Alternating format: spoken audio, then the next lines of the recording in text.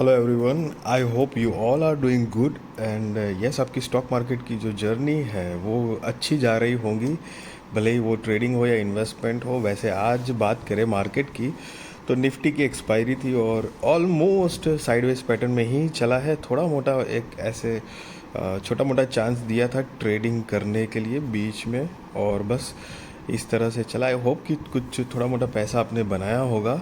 और चलिए साथ में उसके साथ प्रथम ईपीसी प्रोजेक्ट्स लिमिटेड का आईपीओ आने वाला है, तो ये आईपीओ डिटेल्स देख लेते हैं। तो क्या आईपीओ डेट जो है वो 11 मार्च 2024 से लेकर 13 मार्च 2024 तक है। फेस वैल्यू 10 रुपये पर शेयर है और प्राइस बैंड जो है वो 71 रुपये से लेकर 75 रुपये पर शेयर है। मतलब ये एक बुक बिल्ट इशू आईपीओ है गाइस, जिसकी लॉट साइज़ जो है वो 1600 शेयर्स का है। और टोटल इशू साइज़ की बात करें तो 48 लाख शेयर्स, करीब 36 करोड़ रुपए कंपनी जुटाएगी इस टोटल इशू साइज से।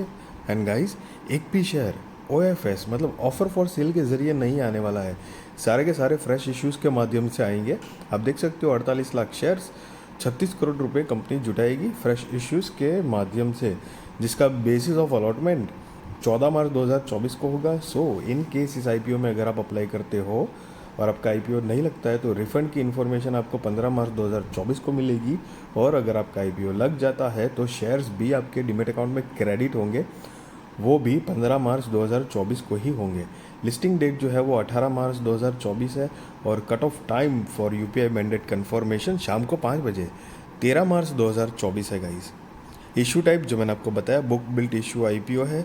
लिस्टिंग जो है वो एनएसई एसएमई पे होने वाला है गाइस। सो इन केस अगर आपको आइडिया नहीं है कि मेन बोर्ड आईपीओ और एसएमई आईपीओ में क्या फ़र्क होता है, मैंने एक डिस्क्रिप्शन में वीडियो की लिंक दी है, what is SME IPO. Brief information है मेन बोर्ड आईपीओ और एसएमई आईपीओ में क्या फ़र्क होता है, फ़ायदा नुकसान क्या है, आप चाहो तो जाकर देख सकते हो। शेयर होल्डिंग प्री इशू 1,29,60,000 और शेयर होल्डिंग पोस्ट इशू 1,77,60,000 है। मार्केट मेकर पोर्शन जो है वो 2,40,000 शेयर्स स्प्रेडेक्स सिक्योरिटीज़ के बिहाफ पे है। और रिटेल कैटेगरी में मिनिमम हो या मैक्सिमम हो एक ही लॉट के लिए अप्लाई करना है गाइस। 1600 शेयर्स आ जाएंगे, 1,20,000 रुपये आपको देने हैं। और एचएनआई में मिनिमम 2 लॉट के लिए अप्लाई करना है, 3200 शेयर्स आ जाएंगे और 2,40,000 रुपये देने हैं गाइस। अब रिजर्वेशन में QIB shares offered not more than 50% of the net issue है। Retail shares offered not less than 35% of the net issue. NII HNI shares offered not less than 15% of the net issue है guys. और यहाँ पर guys सबसे एक काफ़ी अच्छी मतलब पॉजिटिव बात है कि ये IPO में एंकर इन्वेस्टर इन्वॉल्व है। सो जब भी किसी आईपीओ में एंकर इन्वेस्टर इन्वॉल्व होते हैं तो पॉजिटिव माहौल कहलाया जाता है, क्योंकि वो बड़ा पैसा इन्वेस्ट करते हैं कंपनी के अंदर, तो चांसेस ज़्यादा होते हैं कि ग्रे मार्केट प्रीमियम जो है वो बढ़ने के चांसेस ज़्यादा है।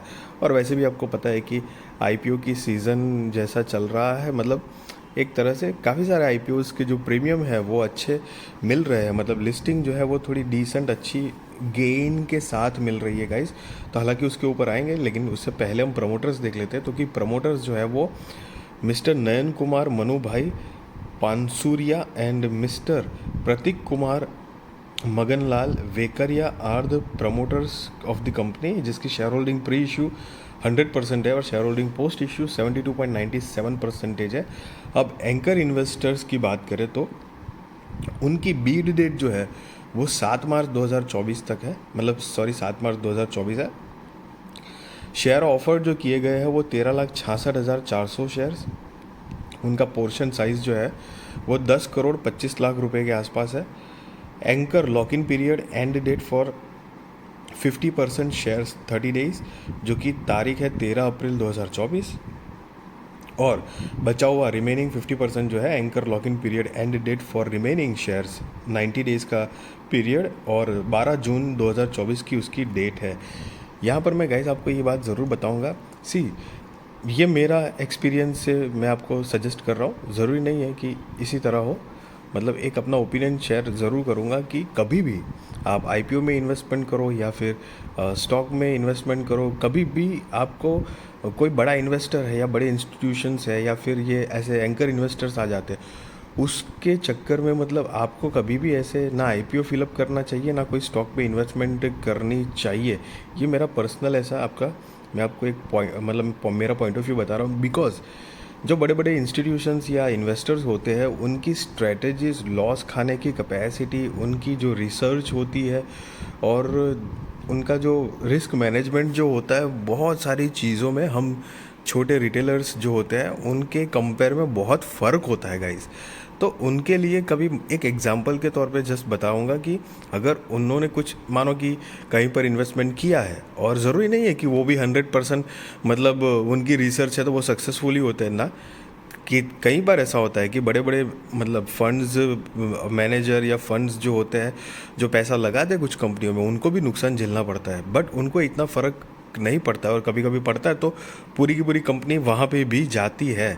तो लेकिन मेन बात क्या है ना, कि मानो कि उन्होंने कहीं पे इन्वेस्टमेंट करा है, अब उनको 50 लाख रुपए, 60-70 लाख रुपए या करोड़ तक का उनको नुकसान हो गया ना, तो उनको कोई फ़र्क नहीं पड़ने वाला है। लेकिन हम छोटे मतलब हम रिटेलर्स को, यार हमारी मतलब 1 करोड़ रुपया वैसे ही बहुत बड़ी अमाउंट है, तो आपको समझ रहे हो कि हम इतना ना लगा सकते, तो हमको हमारे हिसाब से, हमारी रिसर्च के हिसाब से, हमारे कॉन्फिडेंस के हिसाब से लगाना होता है पैसे, और इन्वेस्ट करना होता है। और बहुत सारी दूसरी ना स्ट्रेटजीज भी होती है कई बार कंपनीज के साथ, और उनकी जो फंडामेंटल्स और मानो कि इन्वेस्टमेंट के तौर पे, तो वो एक पीरियोडिक बेस तक रहते हैं, और उनके पास मार्केट की जो अपडेट्स जो होती है वो नॉर्मली हमसे थोड़ी एक्स्ट्रा फास्टर और पहले अर्ली, मतलब उनको थोड़ा आइडिया आ जाता है, क्योंकि उनके पास रिसर्च की भी पूरी एक टीम और मतलब बहुत बड़ी एक उनकी कैपेसिटी है ये सब चीज़ों में।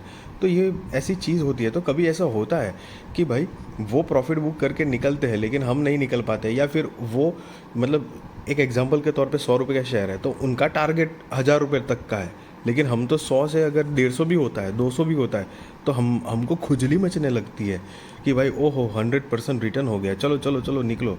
तो बहुत सारी ऐसी चीज़ें होती है। तो कभी भी ऐसे आई मीन ये एंकर इन्वेस्टर्स या फिर बड़े इन्वेस्टर है या इंस्टीट्यूशंस को देख के ऐसे इन्वेस्टमेंट के प्लान्स नहीं बनाने चाहिए। ऑल्दो आपकी लास्ट तो मतलब मर्ज़ी चॉइस है, बट मैंने अपना एक ओपिनियन शेयर किया हुआ है गाइस आपके साथ। और मैं आपको मतलब ये भी नहीं बता रहा हूँ कि आप आईपीओ में अप्लाई करो नहीं करो, वो आप अपने रिस्क रिसर्च फाइनेंशियल एडवाइज़र को पूछ कर करो। बट यस, मेरे हिसाब से मतलब कम से कम मैं नहीं करता हूँ, सो मैं आपको वही बता रहा हूँ गाइस। कंपनी के बिजनेस के बारे में अगर ब्रीफ आइडिया लेंगे गाइस, तो established in 2014, Pratham EPC projects limited provides end to end services to oil and gas utilities in India. The company specializes in integrated engineering, procurement, construction, and commissioning.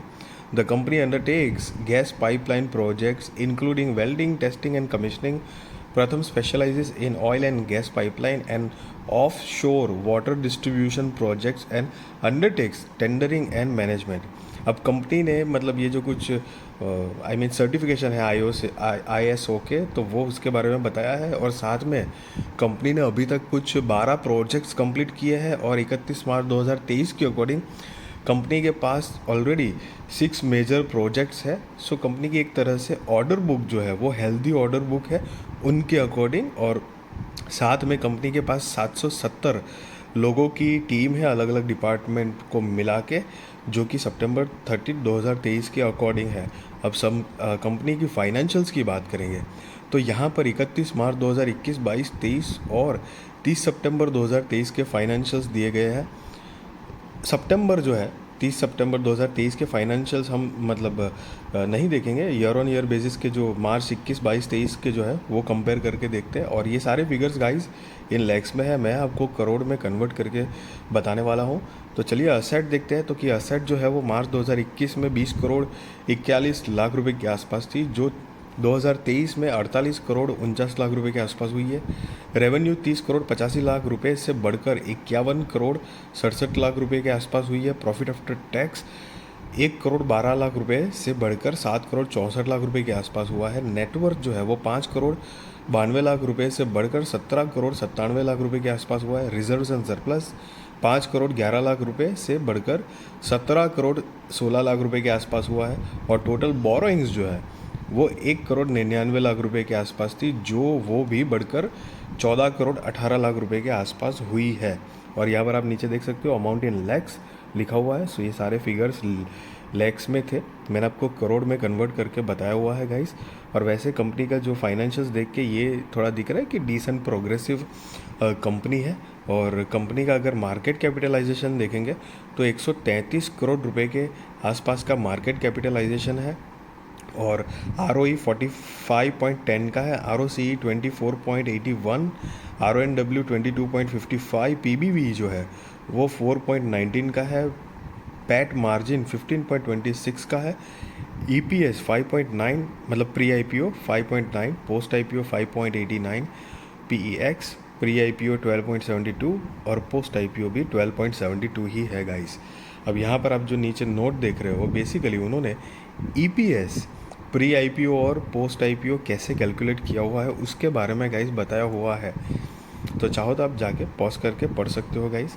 अब company के object of issue मतलब IPO लाने के reasons जो है उसमें majorly company ने 3 reasons दिए हैं, तो कि purchase of machinery to meet working capital requirements और जनरल कॉरपोरेट पर्पस। तो ये कुछ कंपनी ने मेजर रीजंस दिए हुए हैं। सो गाइस, अगर एक और बात कि अगर आपको ये नहीं ये भी आए, मतलब मैंने एक डिस्क्रिप्शन में और भी वीडियो की लिंक दी है, हु इज़ एंकर इन्वेस्टर्स, तो आप अगर चाहो तो वो भी जाकर देख सकते हो। And a part of that, be responsible trader, be responsible investors guys, value your money. Stock market जो है वो बहुत अच्छा भी है लेकिन रिस्की भी है, चाहे वो इन्वेस्टमेंट हो, ट्रेडिंग हो, there is always a risk in a stock market. फ़र्क इतना पड़ता है कि इन्वेस्टमेंट की बात है तो अगर अच्छी बढ़िया कंपनी अगर आपने चुनी हुई है तो, और मतलब fundamentally business wise, business growth wise सारी चीज़ें देखकर, तो आपके फाइनेंशियल्स ग्रोथ के जो चांस है वो बढ़ जाते हैं। और ट्रेडिंग में भी वही बात है, जितनी आपको टेक्निकल एनालिसिस की स्ट्रॉन्ग आइडिया मतलब पता होगा उतना आपका, और ख़ास तौर पे जो पेशेंस और पैनिक नहीं होना है आपको, तो क्योंकि ट्रेडिंग में तो बहुत सारी चीज़ें होती है, तो कुछ चीज़ों का ध्यान रखिए, अच्छे से अपना स्टॉक मार्केट में पॉसिबिलिटी बढ़ाइए पैसे कमाने की। All the best to all of you. And video अच्छी लगी तो ज़रूर लाइक शेयर सब्सक्राइब करिए और अपने सारे फैमिली दोस्तों के साथ भी मेरी चैनल शेयर करिए, ताकि उनकी भी स्टॉक मार्केट की जर्नी और भी ज़्यादा कॉन्फिडेंट, सक्सेसफुल और अवेयर हो पाए guys. And thank you so much for watching this video.